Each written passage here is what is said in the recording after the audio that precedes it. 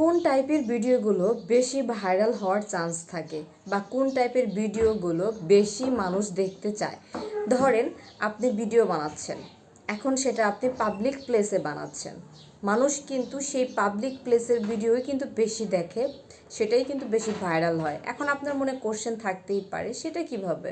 আপনি যখন বাহিরের কোনো দৃশ্য তুলে ধরেন আপনার ক্যামেরাতে, তখন কিন্তু মানুষ আপনাকে দেখা বাদ দিয়ে আপনার পিছনে থাকা যে দৃশ্যগুলো বা আশেপাশে মানুষ কী করছে বা আপনি কী টাইপের ভিডিও তুলে ধরছেন, সেই টাইপের ভিডিও কিন্তু মানুষ বেশি আকর্ষিত হয়, যার ফলে আপনার ভিডিওটা ভাইরাল হওয়ার চান্স অনেকটাই রয়েছে।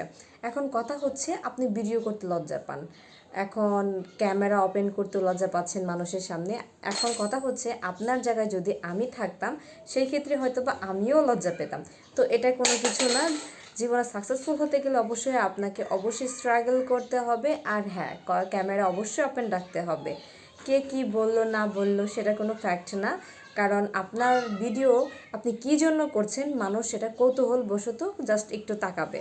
সেখানে যদি আমিও থাকি, আমিও যদি দেখি আপনি ক্যামেরা দিয়ে কী করছেন, আমার মনেও কৌতূহল জাগবে যে আপনি ভিডিও কেন করছেন বা কী টাইপের ভিডিও করতেছেন।